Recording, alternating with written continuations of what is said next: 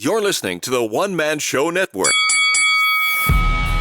Welcome to the MMA Fight Picks podcast with your host, Aaron Weinbaum. Hey everyone, welcome to the MMA Fight Picks podcast. I am your host, Aaron Weinbaum, and today we're going to pick fights for the second event on Fight Island. Of course, UFC 251 taking place next week, and this is kind of a weird in the middle of the day Periscope, so sorry about that. But the good news is there'll be two podcasts this week. The downloads have been crazy lately for this podcast, and I want to thank all of you, and I'm continuing to stick with Periscope because that's my number one source of viewers and interaction and all that stuff. But just know that I have a multi-streaming type situation coming soon, as well as a few other pretty neat opportunities for those of you that have stuck with me. I'll give you more details when that happens, but another bonus episode, like I said, for Figueiredo and the Benavides fight show will drop on Thursday. Yes, Thursday. But first, let's just go over UFC 251 here. The fights I did not pick as well as normal. Oezdemir versus Prochazka. Prochazka starched him in round 2. It was kind of crazy. Ribas VanZant went about like I thought it would.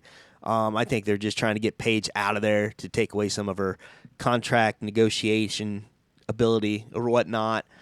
Rose Namajunas versus Andrade, Jessica Andrade.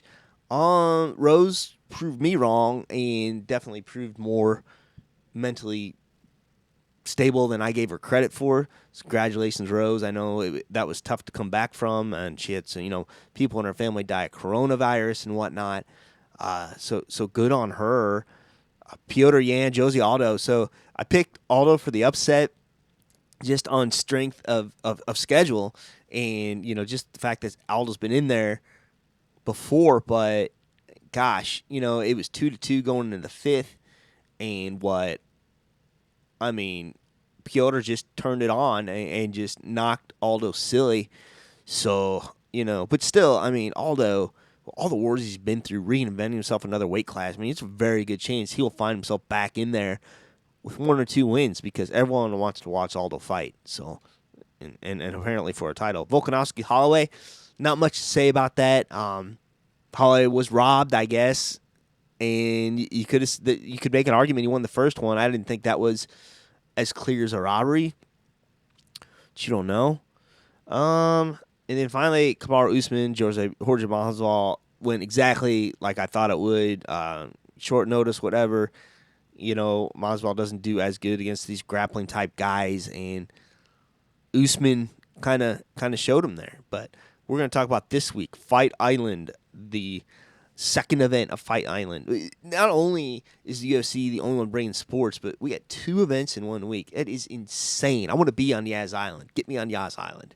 I'll do all the tests in the quarantine. That would be awesome. Anywho, this one. Okay, so right away I was worried about this fight. This is Jared Gordon's return to featherweight against Chris Fishgold. And we all know that Jared had trouble making weight in the past. And just a reminder, if you are on the Periscope, feel free to jump in and help me pick fights. But here's what happened. Apparently, Chris Fishgold was the guy that missed weight, not Jared Gordon. So, and I like that Jared came in. He didn't have to make 145. He could have made 146, but he made 145. So, championship weight on Jared Gordon. And a mentally tough guy. Everything he's been through. And now I hear that all his coaches have COVID and somehow Paul Felder is coaching him. I don't know. Which is good on these guys because I don't even think that he's training at a Rufus Sport anymore. That would be Jared, not Paul Felder. So very interesting here. But let's get to it first. Chris Fishgold just lost a submission to Makwan Americani, who actually did win it also at UFC 251. That was back in June. Has a win over Daniel Tamir. TKO by Calvin Kattar, who's on the main card this week. Before that, he's had some notable wins, but this is back in 2017. And Jared Gordon, man, he really, I mean, it was a beating against Oliveira that last fight, and I think he broke his orbital and some other things and this and that, and it made him certainly think about fighting 155 pounds, but he's just had some tough losses, and and some of them just come down to the wire. Dan Moret, he did win that decision. Joaquim Silva was the one I was thinking of. Man, that was a tough loss in the third round. Carlos Diego Ferreira. Thanks for the hearts. Feel free to help me pick fights. But before that, he's got some nice wins too. His return to lightweight, Hakron Diaz. But I'm so glad he made weight for this fight. And you know what? I like him in this fight. I do. He's just been fighting these bigger, meaner guys. And 100% go Jared Gordon, friend of the podcast. It's not why I'm picking you.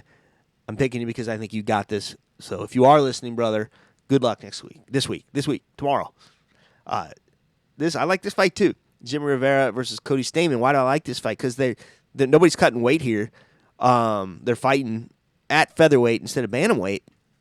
And so what you're going to see here, I think you're going to see a better Cody Stamann possibly than JImmie Rivera. Let me tell you why. Because,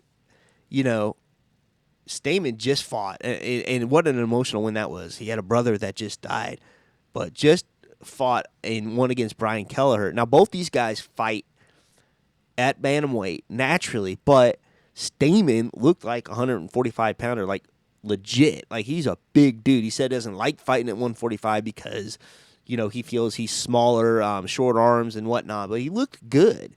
So Stamann had that win against Kelleher in June.